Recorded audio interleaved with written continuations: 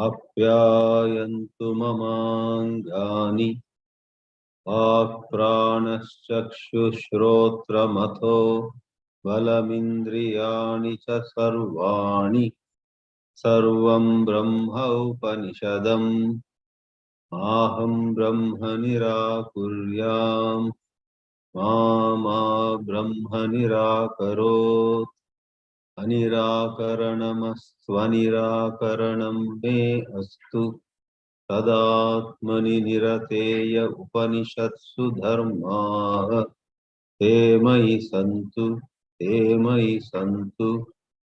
Om Shanti Shanti Shanti. In this seventh class on Chāndogya Upanishad, on this day of 24th June 2022, we are going to take a look at a selected mantra. Sadeva Somya Idamagra Asi. This mantra has tremendous significance. It is one of the foundational revelations of Advaita Vedanta, especially in contrast to Buddhism and some other such schools of thought, where people believe that the ultimate truth of this entire universe is mere nothingness, called Shunyavada or Vainashikavada. The word Vainashika coming from the word Vinasha. Everything is false, everything is an illusion. The objects are also an illusion. Subject, we are also an illusion. Nothingness is the only truth, is their position. Though Buddhism is spreading far and wide, and numbers do not really matter. A careful study of the Vedanta, the Upanishads, will help anyone see that that is not true.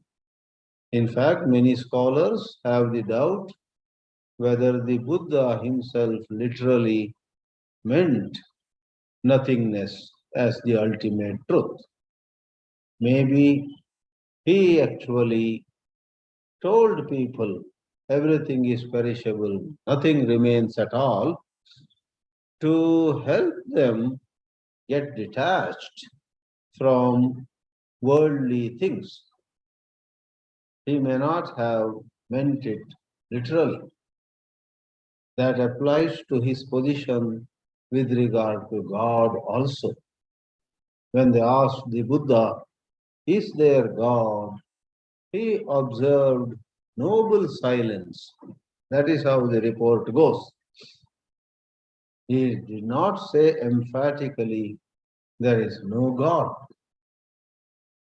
Buddha quite possibly knew there was God, but he saw in the name of God much exploitation was taking place. Therefore, he chose, it seems, to completely avoid references to God.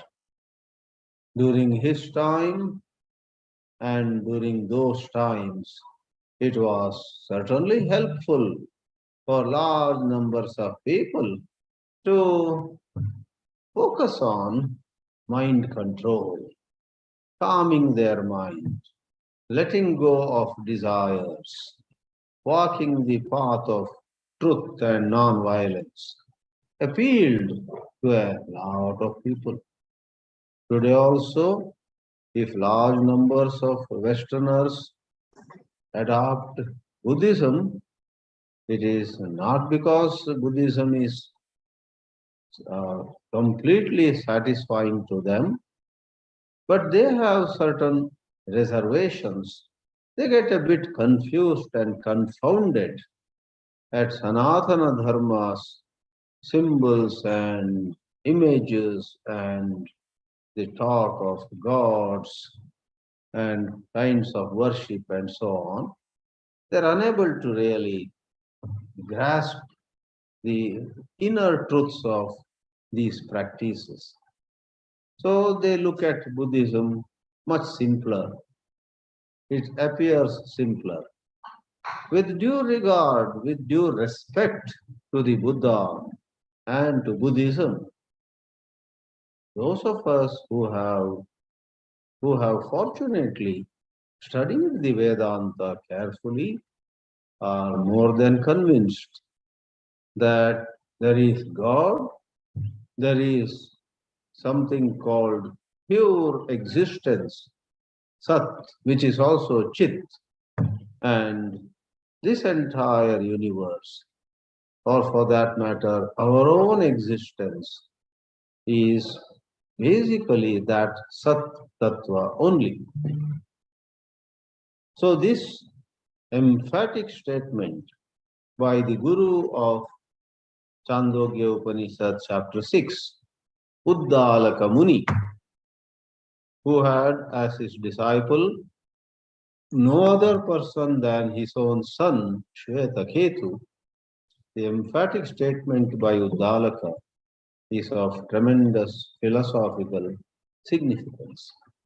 Before proceeding further in Sanatana Dharma, even when it comes to God who is worshipped as Vishnu or Shiva, there are stories in the form of stories. Any doubt about God's existence is dismissed. The most well-known story is that of Hiranyakashipu and Prahlada. Hiranyakashipu very strongly dismisses or rejects the idea that there is Vishnu somewhere, everywhere, whatever Prahlada was saying. And all of us know the story. In the form of a story, it is conveyed that the existence of Vishnu cannot be rejected. Hiranyakashipu breaks a pillar, and from the pillar comes out Narasimha Avatara.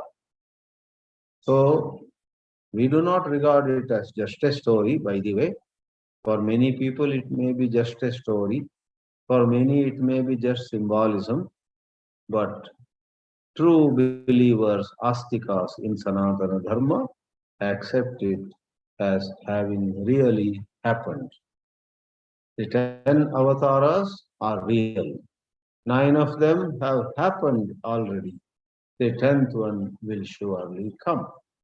Without getting into those aspects of religion, Sanatana Dharma especially, let's come back to this second khanda, second section of the 6th chapter, where there are 4 mantras, and in a couple of slides, 4 to be precise, we are going to take a look at the first 2 mantras.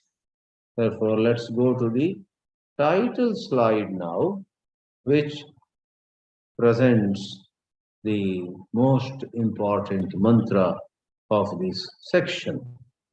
Truth alone is. Sat is. Sat is not fancy. Sat is not some imagination. Sat is not a temporary concept to be eventually thrown away. Rather, Sat alone was, is, and will be. So in the title slide, we will be seeing that this mantra, Sadeva Somya Idamagra Asit, appears. I have done a little splitting of the sandhi for the benefit of all of you, the viewers of this lecture online. And here we find Sat Eva becomes Sadeva. Sat Eva, O Somya, I guess we went into the second slide. Yeah, now we are back to the title slide. Sat eva, existence alone. By the way, grammatically, Sat is what we call the present participle of the verbal root as. Asti means is. Gataha asti, a pot is. Gajaha asti, an elephant is. So anything that is asti, and what we call the present participle of it is sat. So that which truly is sat eva, O pleasing one. Somya is the way Uddālaka addresses Śvetaketu, his son. And idam, though in the English translation, I have missed it out. Rather, I added a word, this existence. Actually, the word idam, according to Shankara's commentary, refers to idam jagat. You can imagine Uddālaka stretching his hands, showing everything around the son and father who were standing there that morning. Idam sarvam jagat agre, in the beginning, sat eva asit.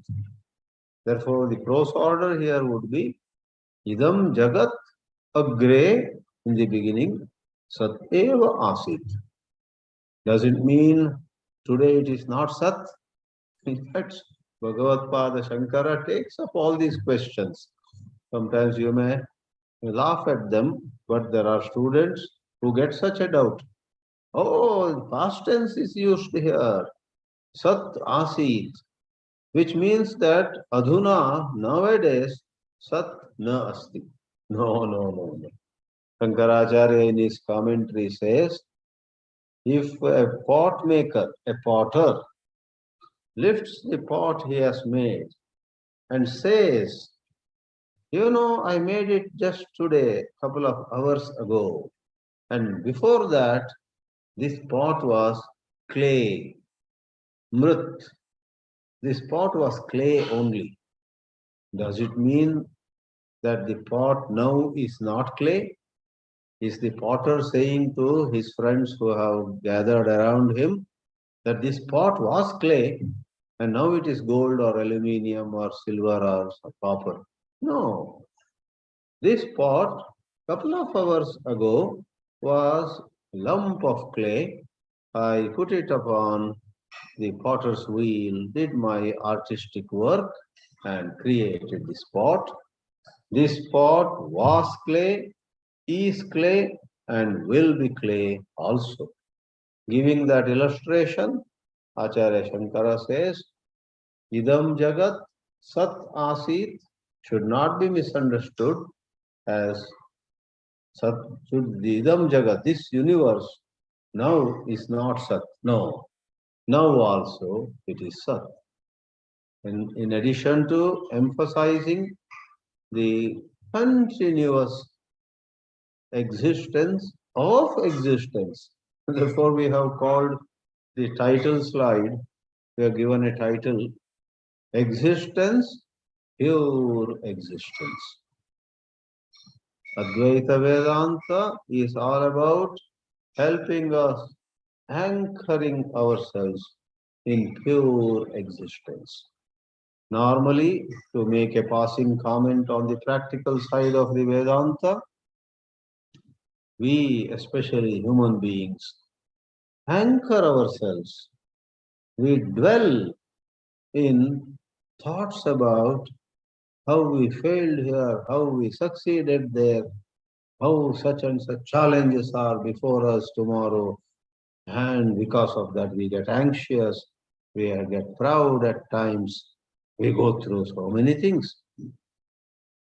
Advaita Vedanta helps us see that all that rise and fall, success and failure, pleasure and pain are a shallow truth.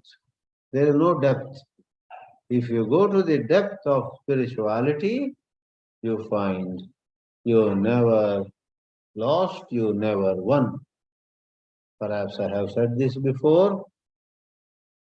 This David Godman in Tiruvannamalai went and interviewed Papa in Lucknow, Papaji, H.W.L. Punjab, who was taken, who was believed to have been enlightened. And a lot of conversations of H.W.L. Punjab, called Papaji of Lucknow, were put together as a series of books, and the title of those books is Nothing Ever Happened. A very funny title. Nothing ever happened. So if you are into some enterprise, whether business or writing a book or any other, suppose it did not work out well for you. Like we speakers also sometimes think of writing a book and then it never comes out. The world is cruel. There will always be some people who will mock at us. You said you would make a book. Where is the book? You did not. You are a failure and so on. If we are good Vedantins, we would smile at it. I never failed, nor did I ever succeed. As I said, there is a shallow truth. If you have written a book and it sold well, we don't totally dismiss it. But the higher truth, the deeper truth, the more lasting truth is, I never wrote a book, I never succeeded, or I never failed to write a book, I never failed. So success, failure, this, that, all of them are put in their right place. Essentially, I am pure existence. Ekameva advitiyam. Therefore, Eckhart Tolle called it stillness speaks. He perhaps means that he looks at himself all the time as certain stillness. No ups, no downs. But he shares his wisdom and he speaks. Whatever he speaks emerges from the stillness which he is, and they go back into the stillness which he is. Stillness is the higher truth. Vedanta awakens us to the higher truth, and then we will be able to take in our stride what life brings to us. Vedanta does not ask us to run away, escape from the world, but it helps us not to get caught in the world. We can be in the world and yet be not of the world. So the first slide just gives Idam Jagat Sat Eva Asi. This existence, or I should now reword it, this universe was existence alone in the beginning, and it is one without a second. Over here, after this title slide, we will again examine this sentence as the first part of the section, Khanda. Shashtaha Adhyayah Dvitiya Khanda. Let's go to the second slide, which has all these words coming again. Let's see what the second slide in our very simple presentation this evening in India, this morning in the Western world is Sat Eva Saumya Idamagra Asi. On this, Adi Shankaracharya has some interesting things to say. I must admit, he brings in quite a lot of logic, quite a lot of arguments and counter-arguments, quite a lot of what Vaisheshikas say, what Bauddhas say, and what perhaps some other school of thought which was prevalent at that time said, and he answers all of them. It's a bit of a hard and difficult commentary. It will require repeated study and slow, careful study, or leave alone understanding the answer given by Adi Shankara as the Siddhanti. Sometimes we do not understand what the question is by the Purvapakshi, what the doubt is. If you understand what the doubt is, then the next step would be to understand what the solution to that doubt is. Anyway, I, in this short class, will highlight how Acharya Shankara throws some light on some salient points. Sat. What is meant by Sat? He says Sat is Astita Matram. Astita Matram. That is, it is just existence with no name and form, with no description. Astita Matram. As we said before, Asti means it is. And then secondly, Shankara says it is Vastu, it is something that is, and Sukshmam. He says by Sat is meant not some gross existence, something visible to the eyes. You see at a distance a big rock, and you may not see some little creatures, little insects, little birds flying around. You see that rock and say, wow, what is that rock? Right? That is Stula. Now, when Shankara says it is Sukshma, extremely subtle for Sat, a Tippanakara rightly says what is meant is it is Atindriya. A rock is easily visible. A tiny insect flying near me may not be easily visible, but if I pay attention, I will be able to see. Even bacteria are visible if we use the instrument like microscope. But Sat, the word Sat implies something Sukshma, very subtle, and the Tippanakara is right. Tippanakaras are those who write footnotes. It is Atindriya. And a third word in Shankara's commentary deserves some attention. In the statement of the Upanishad, Sat eva idamagra asit, throwing light on Sat, Bhagavad Pada, Bhashyakara, Adi Shankara says, Sat is Nirvishesham. Nirvishesha. Vishesha means some distinguishable feature. Vishesha. Vishishyate, we say.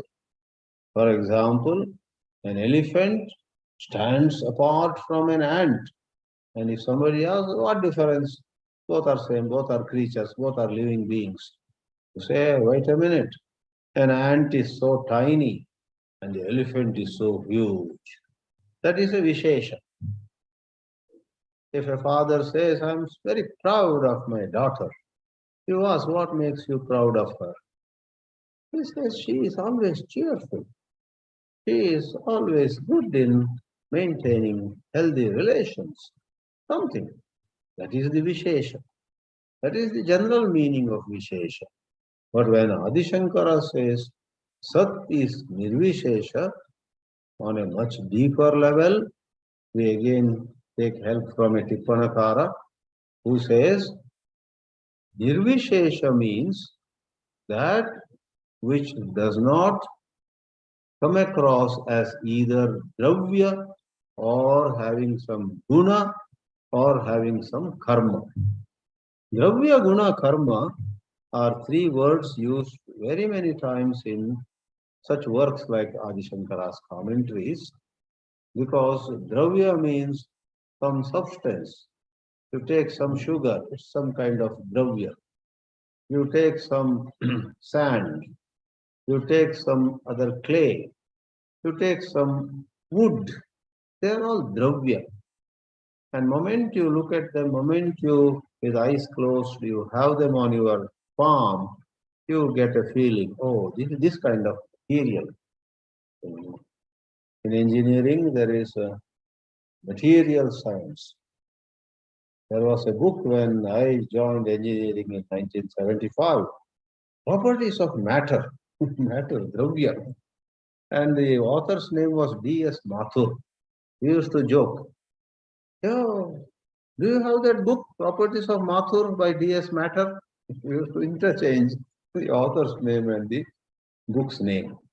So, matter, that whole book was about matter. I guess in civil engineering they study a subject, strength of materials. Matter, material, dravya. Don't imagine Sat is some dravya. Don't imagine Sat has some qualities, guna. Don't imagine Sat has some karma. Don't think that Sat is, that must be something moving very fast. That must be something which expands and contracts. These are all karma, where there is movement. Dravya rahitam, guna rahitam, karma rahitam yadasti. Tat Sat. The Tippanakara is even more subtle. He says, Sat, which Adi Shankara calls Nirvishesha, is something where causes for a word to arise. Causes for a word to arise are absent.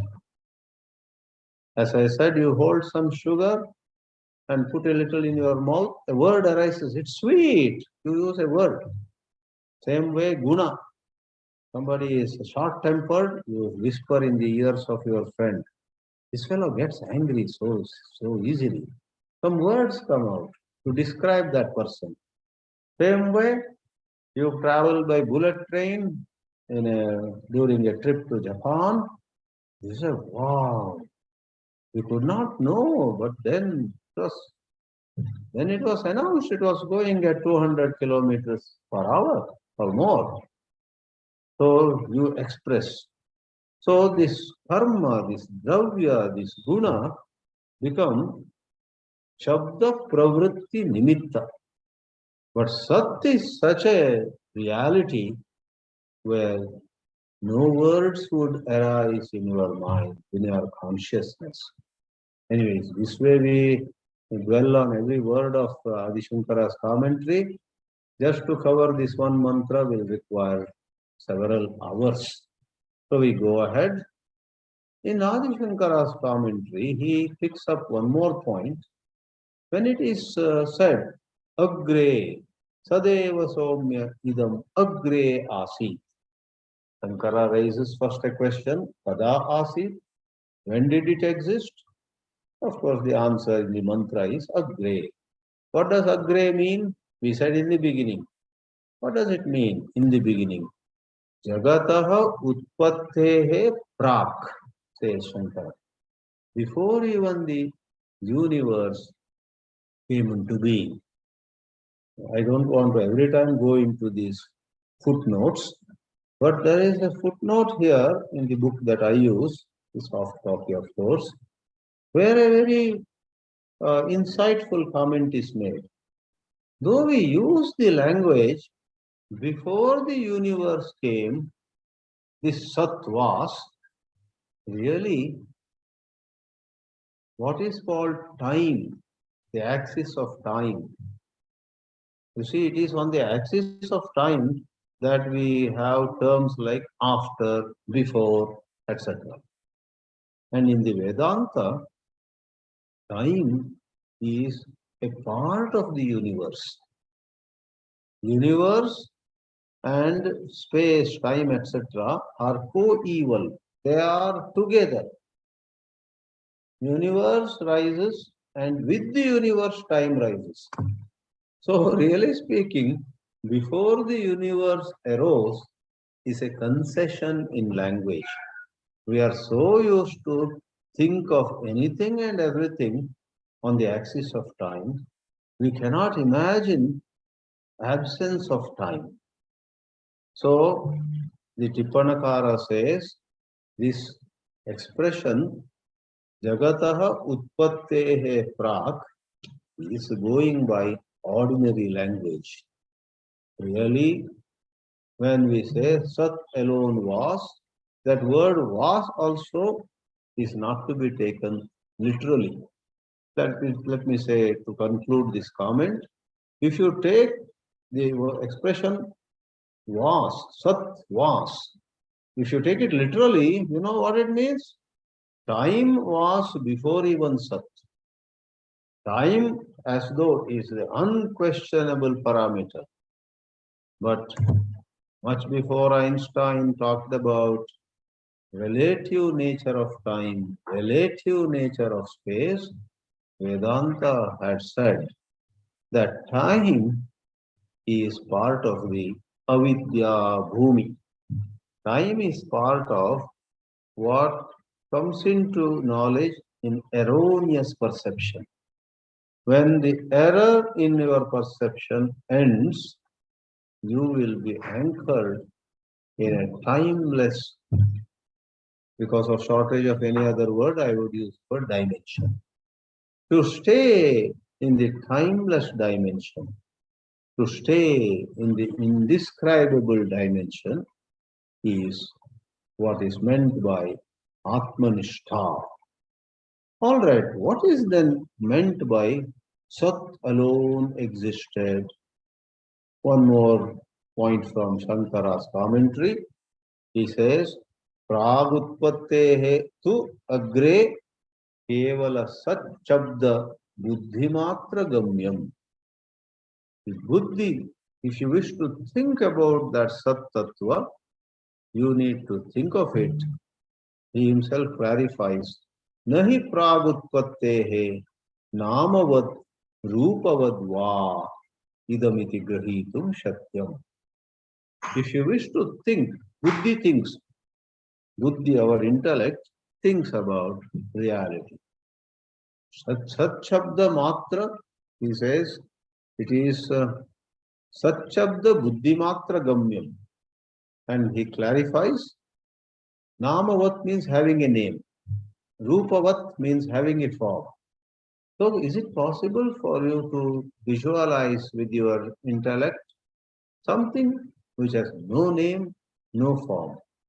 And he gives an illustration or a parallel. Sushupta kale iva. You slept deep, let us say, maybe during a Vedanta class. When you and I sleep very deeply, no dream at all. And when we wake up, if you want to describe that deep sleep state, you can't give a name, you can't think of any form. There was no color, no form, no touch, no taste, no smell, and so on. In this way, this apparently very simple looking sentence, in the beginning there was only Sat, is full of lot of philosophical significance. Therefore, this I said before is one of the very prominent statements. Especially it makes you and me astikas. Otherwise we would be nastikas. Na asti. You may say, what is wrong with that? We would say, if you really believe in Advaita Vedanta, if you do not think that the truth of life is something that is, you would not get enlightened. To be enlightened, one has to have this understanding of asti. Go to Katha Upanishad. There are two mantras almost towards the end of the Upanishad, where it is said, Asti iti eva upalabdhavyaha. In order to realize, in order to own the 100% perfect vision of Brahman, you need to begin with it is. Otherwise, yeah, you may be able to relatively calm your mind. You may be able to go about your life's responsibilities, etc., with greater balance. Both the outlook can definitely bless you with many benefits, but we would rather say it is only the Advaita Vedanta outlook that can set you 100% free. Mukti is possible by knowing the truth most precisely, not halfway through. For that matter, a lot of people say we are happy being good, doing good. We are happy with some position, some wealth, some social status, etc. For a length of time, that may give them certain satisfaction. But a point comes when all of that either perishes, becomes less, or even if they continue to have a great position in the society, it doesn't amuse them anymore. Whereas appreciation of Sat, as said here, can anchor you in that indescribable happiness which never goes. Now we move to the next slide, and in the next slide, to make matters simple, I have given the remaining part of the first mantra as well as the second mantra, and that is what we are seeing in this session. Though the Khanda has 4 mantras, the third and fourth mantra they have not included in the slides. I will make a passing comment on what those third and fourth mantras say. The second part of the first mantra and the whole of second mantra say this, as you now see on the screen. Tadda eke ahuhu. In these matters, eke means some people say, asat eva idamagre asit. Non-existence existed. That means shunya, void, nothingness. They are fond of visualizing things like that. It gives them certain pleasure. Our human mind is very strange. Haven't you heard of the so-called sadists? Sadism. What is sadism? Who is a sadist? By inflicting pain on somebody, the sadist derives pleasure. Very strange, it looks contradictory. A lot of terrorists are like that. And that kind of sadistic strain is there in everybody. But by and large, most of us who pass for being normal are not sadist. At least it doesn't come out. There may be some sadist tendencies in every human being, I'm afraid. But just as, and my topic is not sadism, just as there are people on this earth who derive pleasure in causing suffering to somebody, there are, in the present context of philosophical perspectives, some people on this earth who derive pleasure in looking at the whole universe as essentially shunya. In this Chāndogya Bhashya itself, somewhere around here only, I could not place it this evening, but somewhere a little afterwards or before in this portion, Adi Shankara says, if you say it is all a void, V-O-I-D, shunya, what makes you say? Do you know that shunya about which you talk about? And if the Purva Pakshi says, I know for sure that void, I can visualize it. Then Shankara says, in order to visualize that void, you must be existing.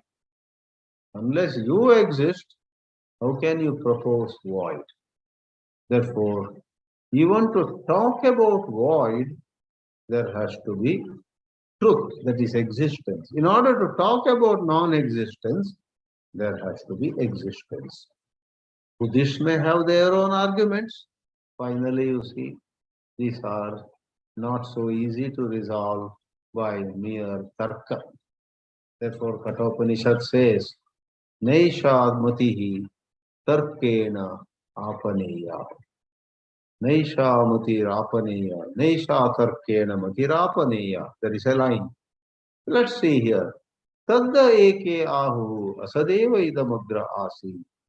Ekameva dvitiyam. Interestingly, they call that void also one without a second. Here there is a simple comment. Why not just say one? Why do you want to say one without a second? The simple comment is if you say one, then people may imagine that the reference is to one and there is something which is named two, there is something which is called three. So by saying ekam advitiyam, it is emphasized that this is one where there is nothing else. A potter again, that is that example again, lifts his pot and says, this is the one pot I made today, only one pot. By lifting that one pot he made this morning, he doesn't mean that there is no potter's wheel, there is no some clay left which has not been made into a pot. In the case of a single pot that is made on that day, held high in the hands of the potter, there is remaining clay, there is the potter's wheel, that is this upadana karana, sahakari karana, etc. But in the case of Brahma, which is called Ekam, there is nothing other than Brahma. Not only material things, but even things like there is no Akasha other than Brahma. There is no Kala, time other than Brahma. So I'm sure some of you feel, oh, this class is a bit too philosophical. I must admit, this particular mantra we have taken for this 7th class on Chāndogya Upanishad is pretty much high philosophy. For example, the word Ekameva Advitiyam is described by commentators as not admitting duality either of the kind of Sajatiya or of the kind of Vijatiya or of the kind of Swagata. Quickly to say what these three kinds of duality, these three kinds of division are.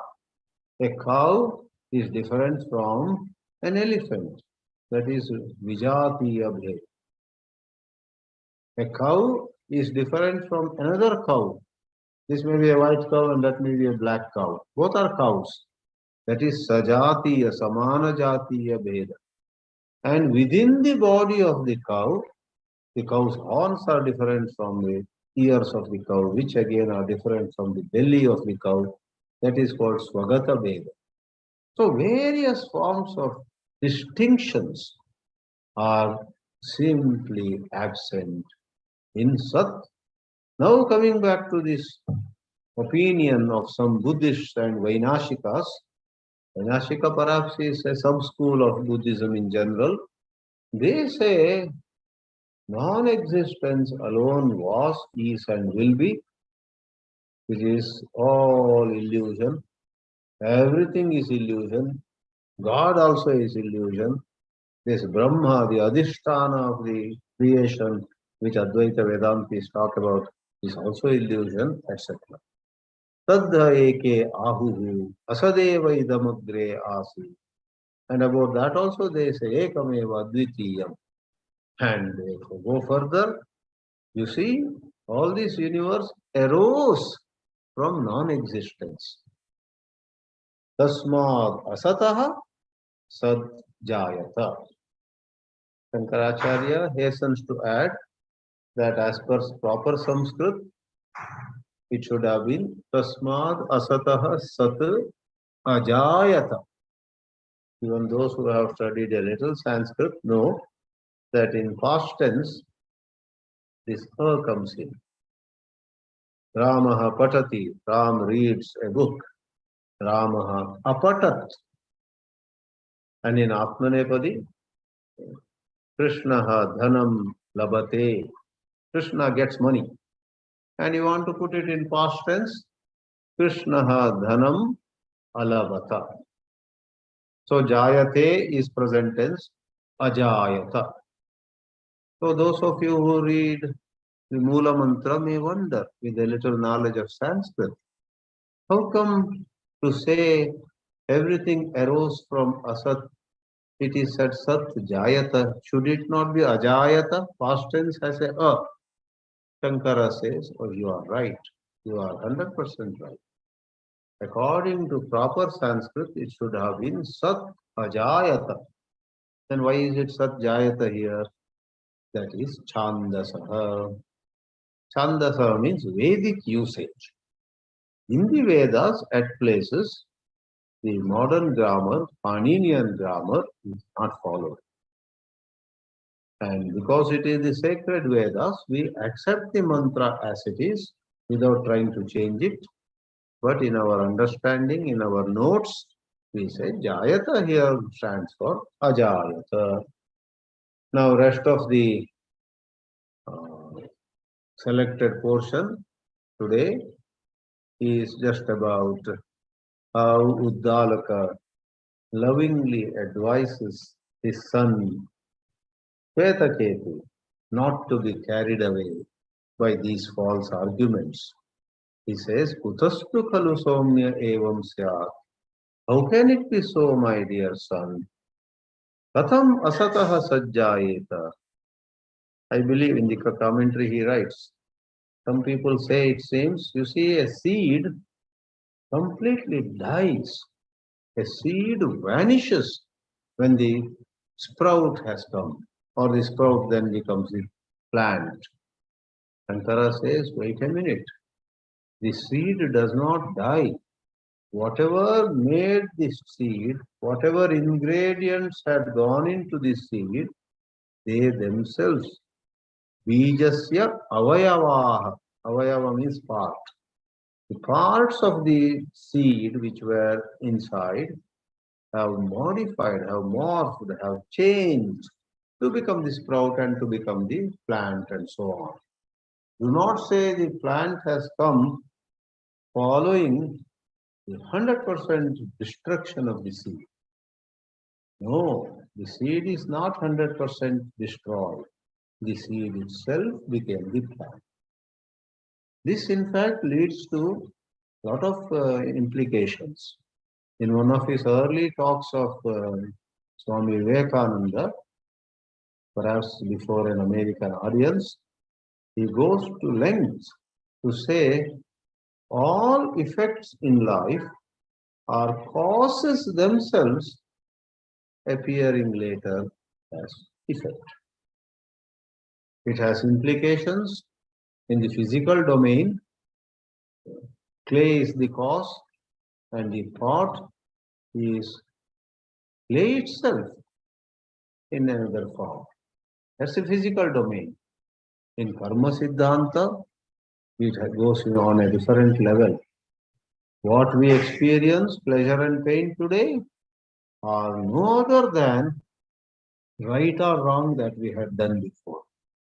Right and wrong, punya and papa, we had done before were the causes, and sukha and dukkha that we today experience are the effects. Somebody works hard and gets wonderful results. Then we say his hard work, which was the cause, has now expressed itself as wonderful, laudable results. Everywhere it is so. If you say, oh, but sometimes somebody works very hard and the whole project collapses, nothing succeeds. The philosophy would say, if you see the whole matter in a wider angle, at some later point, he will be succeeding, maybe in some other project, so eminently that unless you connect it to all the hard work and sincerity he or she was into for years, for decades, you would not be able to explain. Therefore, cause itself is effect, is a powerful outlook. And using that, Uddālaka says, Asataha katham sat jayeta. Jayeta is this potential mood. How would it come? How can it come? Therefore, my son, do not get dragged by some false arguments.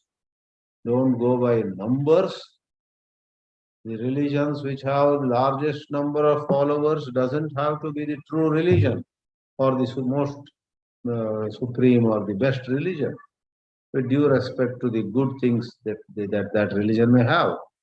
There are historical reasons, there are reasons of politics and economics and many things. Numbers do not prove anything. One has to study that subject carefully. So with this, we now read in the last slide the English translation. In this matter, some say non-existence alone existed in the beginning, which was one without a second. From that non-existence arose existence. Asataha sat ajayata. O pleasing one, how can it be so? Said Uddālaka. How can existence arise from non-existence? This is what Uddālaka asks and continues and concludes. Existence alone existed. A strange kind of sentence, existence alone existed, but as we have explained, it is to avoid a certain nihilist outlook. Shunyavada. Sanatana Dharma does not support Shunyavada. In Bauddha Dharma, with due respect to certain good things in that religion, the philosophical position that everything is unreal, God is unreal, etc., is not tenable. Existence was one without a second. So this is a bit complex subject. We have given some points. I encourage all of you, if possible, to take a look at Shankara's commentary and try to understand various points and counterpoints that he raises, preferably with guidance from somebody who has studied these things. Om Namah Paramarashibhyo, Namah Paramarashibhyaha.